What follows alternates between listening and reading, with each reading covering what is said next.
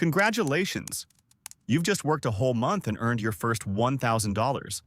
You're thinking about buying a PS5, but suddenly you only receive $700. The rest vanishes into thin air. No, you weren't robbed. You just experienced what's called taxes.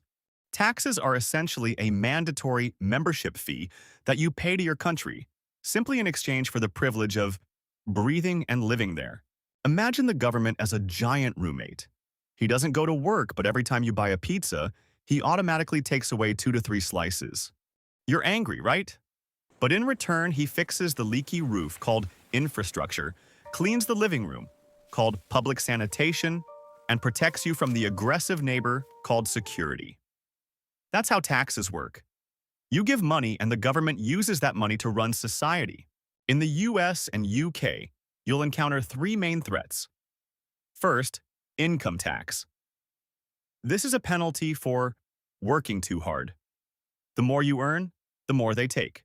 Secondly, sales tax in the US or VAT in the UK. This is the biggest scam for newcomers to America. You see an item priced at $10 on the shelf, but when you get to the checkout, it's $11. Why? Because the government wants to profit from your shopping pleasure. And finally, property tax. Think you own your house after 30 years of mortgage payments? Try skipping property tax for a year, and you'll see who the real owner is. As Benjamin Franklin once said, nothing is certain except death and taxes. Especially if you're in America, the tax system is the most thrilling game of hide-and-seek on the planet. Government. You owe us taxes. You. How much? Government. We know, but we won't tell you. You'll have to figure it out yourself. You. What if I miscalculate? Government. Then you'll go to jail. That's right.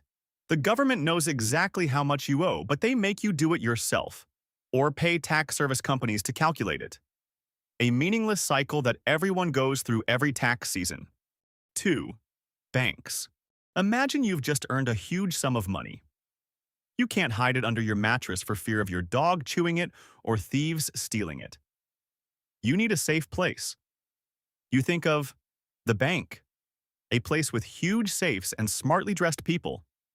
You think a bank is just a giant safe box to hold your money for you? Oh, how naive. The true nature of banks is they borrow your money to make money for themselves. This is how a bank operates, and it's perfectly legal. You deposit $100 into the bank. The bank looks at the money and says, "Great, we'll keep $10 for you in case you withdraw it, and the remaining $90, we'll lend it to someone else at a higher interest rate." This means that if everyone rushed to the bank to withdraw money at the same time tomorrow morning, known as a bank run, the bank would evaporate and collapse because your money isn't actually there. It's in some guy named Bob's mortgage in another state. To maintain that luxurious glass building, the bank has 2 ultimate weapons. First, interest. When you deposit savings, they pay you 0.01% interest per year, meaning if you deposit $10,000, you'll have enough money to buy a Starbucks coffee by the end of the year. But when you use your credit card, they charge you 24% interest, quite a generous rate. Secondly, there are unreasonable fees. The worst in the US and UK is the overdraft fee. Your account only has $2 left, and you accidentally bought a $3 cake. Instead of rejecting the transaction, the bank lets you buy it, then fines you $35 for being poor. That's right. You're fined because you don't have the money. The most ironic thing is the process of borrowing money from a bank. It follows a classic paradox. You're poor and need to borrow money to start a business. But you don't have any assets to mortgage. A house, a car, a yacht. The bank won't lend you money. They only lend to wealthy people. Ironically, without banks, you wouldn't have a card to swipe for Amazon Prime or buy a house on installments. So, we just have to live with it. 3. Interest. Imagine you buy a PS5 with a credit card for $500. You happily play games. But a few years later, you realize you've paid a total of $1,500 for it. Why did the machine not upgrade itself, yet the cost tripled? Welcome to the world of interest. In the simplest terms, Interest is rent. When you rent a house, you pay rent. When you rent someone else's money to spend in advance, you pay rent. That's interest. Interest rates have two lives. It's both your guardian angel and your worst nightmare. If you're a depositor, interest is a reward for your patience in not spending. The bank pays you, but if you're a borrower, using a credit card, taking out a mortgage or a car loan, interest is a punishment for your impatience and wanting to enjoy yourself before earning money. You have to pay them. The most powerful definition in finance that everyone should know is compound interest. Albert Einstein once called it the eighth wonder of the world. It works like a snowball rolling down a mountain. In the first year, you deposit $100, earning a 10% interest rate, giving you $110. In the second year, the 10% interest is calculated on this new $110, meaning you have an additional $11. And so on, money begets money, and then money begets more money. If you start investing at age 20, by age 60, you will be a millionaire. But that snowball can also roll over and crush you if it's credit card debt. US-UK banks are incredibly considerate when they send you bills with a sweet message. You only need to pay a minimum of $25.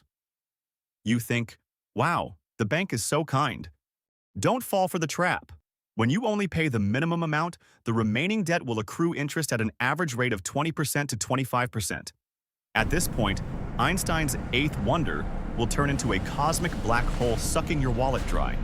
The later you pay, the bigger the debt will become, until you have to sell a kidney to pay for the pizza you ate 3 years ago. In short, the rules of interest are simple. Either you understand it and let it work for you, or you ignore it and let it enslave you for life. Which side are you on right now?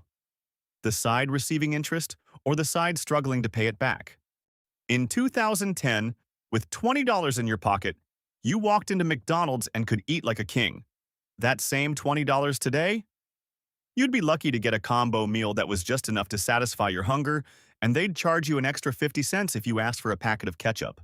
The banknote is still green, the president's face is still the same, but its power has evaporated.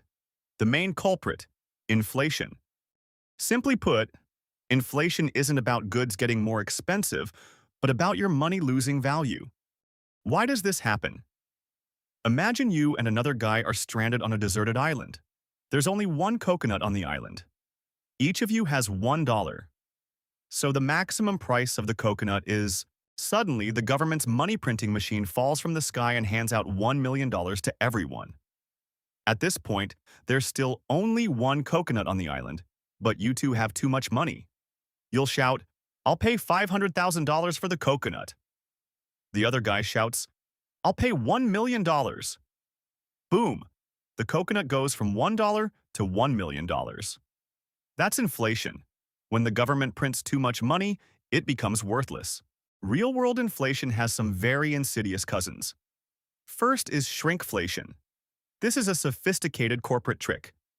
The price of a bag of potato chips remains at $3, but the amount of chips inside is cut in half. You're not buying food, you're paying for potato-smelling air. The second variation is skimpflation. The price and size remain the same, but they replace the ingredients with cheaper alternatives. Fresh milk is replaced with powdered milk, and premium cream is replaced with synthetic palm oil. You're paying the same amount for something of inferior quality. Because of inflation, saving money by keeping cash can sometimes be a very disastrous move. You proudly hide $10,000 under your mattress thinking, it'll be safe here, nobody can touch it. It's true that thieves can't steal it, and banks don't charge fees. But the monster of inflation, with an average rate of 3 to 4% per year, will silently insert its suction tube and gradually suck away the value of that stack of money. 10 years later, your $10,000 will still look like $10,000, but its purchasing power will only be equivalent to $7,000. You haven't spent a single cent, but you're still losing money. It's truly magic. The only way to beat inflation is to make your money run faster than it loses value by investing in stocks, real estate, or at least putting it in a high-interest savings account.